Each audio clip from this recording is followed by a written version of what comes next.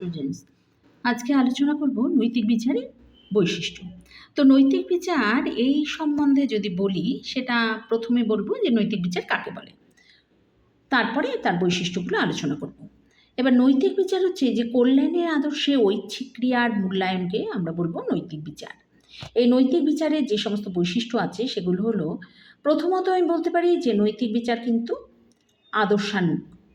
নৈতিক আদর্শের মানদণ্ডে ঐচ্ছিক ক্রিয়ার নৈতিক বিচার করা হয়ে থাকে এবং অবধারণের মাধ্যমে এই বিচার প্রকাশ করা হয়।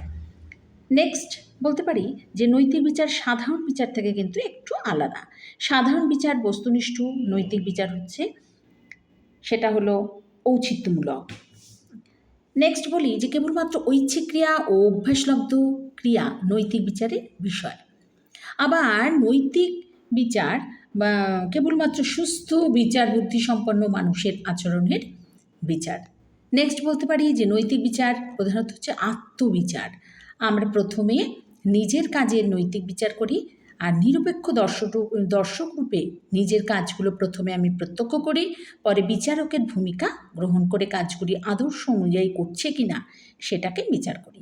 নেক্সট বলতে পারি যে নৈতিক বিচার হলো অনুমানমূলক, অর্থাৎ এই অর্থে যে যখন অপরের কাজের বিচার করি তখন অপরের যে অভিপ্রায়, সে অভিপ্রায় নিজের অভিপ্রায়ের ভিত্তিতে অনুমান করে থাকি। নেক্সট বলতে পারি যে নৈতিক বিচারের নিজস্ব কোনো নৈতিক গুণ নেই। এই কারণে একটা নৈতিক বিচার অপর একটা নৈতিক বিচারের বিষয়বস্তু কখনোই হতে পারে না।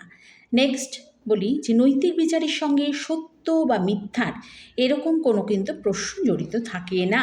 এই বিচার তর্কবিজ্ঞানের বিচার থেকে সম্পূর্ণটাই আলাদা। নেক্সট নৈতিক বিচার ও নন্দনতত্ত্বের বিচার উভয়ই কিন্তু আদর্শানুগ হলেও সেটা কিন্তু একটু আলাদা ধরনের। নন্দনতত্ত্বের বিচারের আদর্শ সৌন্দর্য, কিন্তু নৈতিক বিচারের আদর্শ কিন্তু কল্যাণ। নেক্সট বলি যে নৈতিক বিচার হলো নিয়ন্ত্রণমূলক। নৈতিক বিচারের ভাষা হলো ইহা শুভ, ইহা অকল্যাণকর বা ইহা অশুভ। এরকম যখন কোনো ঐচ্ছিক ক্রিয়াকে বলি কাজটি শুভ, তখন এটাও আমরা স্বীকার করি যে কাজটি করা আমার কিন্তু কর্তব্য। এইভাবে কোনো কাজ যথোচিত কি অনুচিত সেটা নির্ণয় করে নৈতিক বিচার পরোক্ষভাবে আমাদের আচরণকে নিয়ন্ত্রণ করে। নেক্সট বলি যে উইলিয়াম লিলি নৈতিক বিচারের 4টে তাৎপর্যের কথা বলেছেন। নৈতিক বিচার আদর্শানুগ, এটা করণীয়, এটা নীতিগতভাবে যুক্তিযুক্ত। নৈতিক আদর্শ এক অর্থে বাস্তব, এটা কিন্তু কাল্পনিক নয়। আর লাস্টলি বলি যে নৈতিক বিচারের 4টে দিক আছে: বিচারকর্তা, বিষয়বস্তু, বিচারের আদর্শ এবং বিচারের বৃত্তি। বিচার বুদ্ধিশীল সত্তা হলো নৈতিক বিচারের কর্তা, আচরণ হলো বিচারের বিষয়বস্তু, কল্যাণ হলো আদর্শ, আর বিবেক হলো নৈতিক বিচারের বৃত্তি।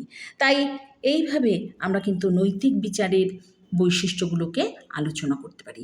এটা ফিলোসফির একটা বিশেষ টপিক, নৈতিক বিচারের বৈশিষ্ট্য।